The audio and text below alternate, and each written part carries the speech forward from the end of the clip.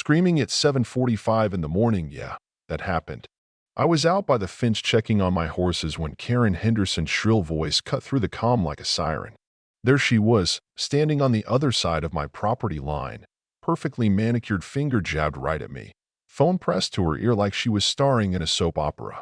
"You got 5 minutes to pack up whatever illegal operation you're running here and get off this property," she shrieked, voice echoing over the pasture. "The sheriff's coming, and when he gets here, you'll wish you'd listened the first time." I stood there, dusting off my jeans slowly, watching her pace like a caged animal, face flushed bright red, matching that garish lipstick she wore even at dawn. Behind her, the immaculate lawns and cookie-cutter houses of Meadowbrook Heights gleamed, each one a monument to her precious HOA rules. The irony? Not lost on me at all. Because in just a few minutes, flashing blue lights would roll down that gravel road, and Karen was about to get the shock of her entitled life.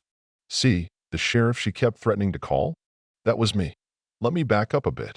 I bought this ranch 6 months earlier, fresh off a promotion to county sheriff.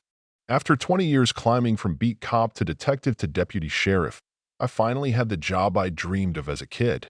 It came with respect, responsibility, and enough pay to cover the down payment on this beautiful, sprawling piece of land. 47 acres of rolling hills just outside city limits, perfect for my horses and, more importantly, my sanity. Privacy, freedom, no HOA breathing down my neck. I chose this property because it predated that subdivision by decades, meaning no one but the county could tell me how to manage my land. When I moved in, I kept a low-profile, civilian clothes, my personal truck, trying to blend in with the rural folks. After decades in the spotlight, dealing with criminals and headlines, I just wanted peace. The ranch itself was everything I'd hoped for. The previous owner, Bill Patterson, had cared for this land for years, solid oak barn, sturdy fencing for my 3 horses, a modest but comfy house with a wraparound porch overlooking the hills. What really hooked me was the history. Bill's grandfather homesteaded here in the 1890s. The original cabin still stood by the creek, restored with a stone fireplace and handmade furniture.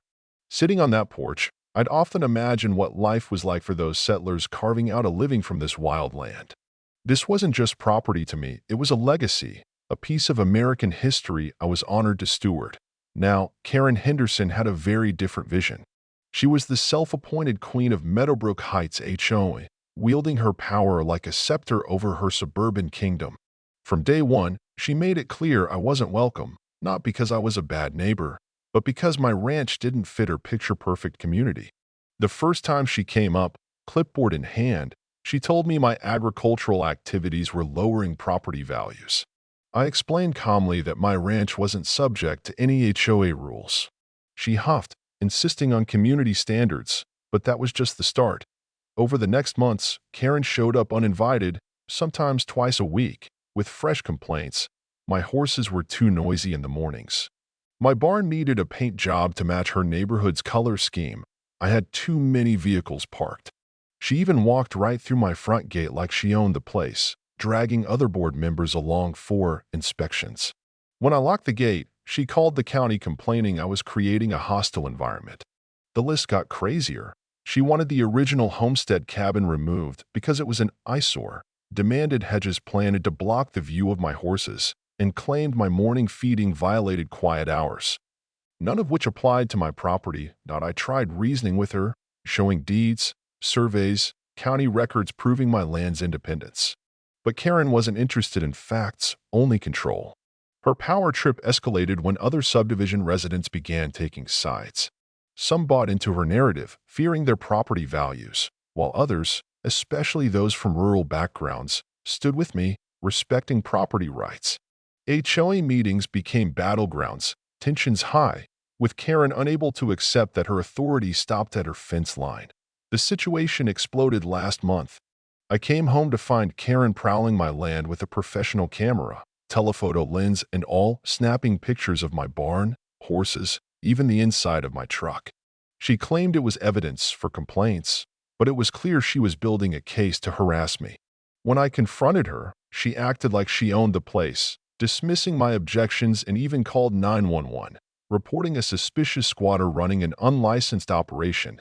Deputy Martinez, one of my own officers, responded and quickly cleared up the confusion, only for Karen to accuse me of impersonating an officer and demand my arrest. Martinez and I talked it over. He suggested filing charges for trespassing and false reports. I wanted to give her one last chance, hoping learning who I really was would end this nightmare. I was wrong. This morning's confrontation was inevitable. Karen had been increasingly aggressive, showing up at odd hours, parking her luxury sedan at my driveway's edge, glaring like she could will me out of existence. The HOA had focused their meetings on the problem property next door, circulating a petition to force me to comply with her imaginary rules. The petition claimed my ranch was a health hazard, horses creating dust clouds, manure attracting disease, early morning feeding noise pollution. None of it true, but Karen had a knack for making the reasonable sound sinister. The petition gained traction among newer residents who didn't know the law, and some signed without even seeing my property. It made its way to my office via the county attorney, who asked if I wanted to press harassment charges. Reading Karen's wild accusations and seeing how she misled neighbors made my choice easy. The last straw was her spreading rumors I was running an illegal operation, harboring criminals, endangering the peaceful community I served. So when I saw her this morning, letting herself through my gate with phone out and documents ready, I knew this was it.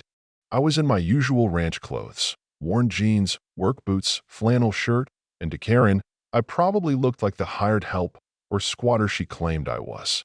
She brought backup, Janet Murphy from the HOA board, probably thinking witnesses would bolster her case. But it only showed how delusional she'd become. Instead of asking me to leave, Karen dialed 911 right in front of me, spinning a story about a trespasser needing removal. I just listened, watching her pace, her voice dripping with false authority. The dispatch operator tried to get details, but Karen barked over her, demanding immediate action, claiming her HOA presidency made her the law. Then I asked, calmly, "And what makes you think I don't belong here?" Karen's eyes flashed with irritation.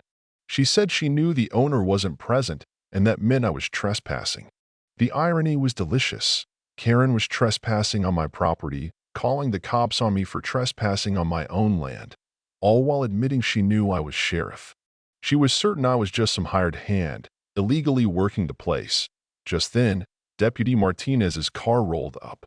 Karen smirked, pulling out her phone to record my arrest. Martinez stepped out cautiously, trying to figure out why a sheriff was standing in jeans next to an agitated HOA president. Janet Murphy looked nervous, sensing this was bigger than a neighbor dispute. Karen pointed at me like I was a criminal in a lineup, declaring I was the trespasser. Janet glanced around, seeing well-maintained buildings, healthy horses. This was no squatter's camp. Martinez looked from Karen to me, confused but recognizing me immediately. I gave him a nod. Everything was under control. Martinez asked Karen to step back. She wasn't having it, announcing loudly her HOA title and demanding my arrest. He diplomatically asked for proof of her claims. She said she knew the owner was a sheriff and that I wasn't authorized. At that moment, I stepped forward, pulled out my badge, holding it where both Karen and Martinez could see. "Actually, Karen, I think there's some confusion. I am the county sheriff, and this is my property." Her phone slipped from her fingers as shock washed over her face. Martinez nodded respectfully. Karen tried to recover, stammering, but the truth was written all over her. Janet gasped and took a few steps back, wanting to disappear. Karen called Janet over to support her story, but Janet was already retreating to her car. Realizing the disaster they'd walked into, I explained patiently that I dressed for ranch work at home, not for the office, and that Karen had been trespassing, harassing me, filing false reports, and calling 911 on me repeatedly. Martinez pulled out his citation book, asking if I wanted to press charges. Karen panicked, backpedaling, claiming misunderstanding, saying she was just trying to be a good neighbor. I told her firmly that HOA standards had no jurisdiction over my property and that false police reports were criminal offenses. Martinez cited her for criminal trespass and filing a false report, both misdemeanors. The confident woman who demanded my arrest was now shaking, clutching the papers like they were alien documents. Karen begged to work this out between neighbors, but I reminded her she had bullied and harassed me for months, ignoring warnings. This wasn't a misunderstanding. This was a pattern ending today. She was ordered to leave immediately and not return without permission. Clutching the citations, Karen hurried to her car, fumbling her keys, eyes fixed on my badge like I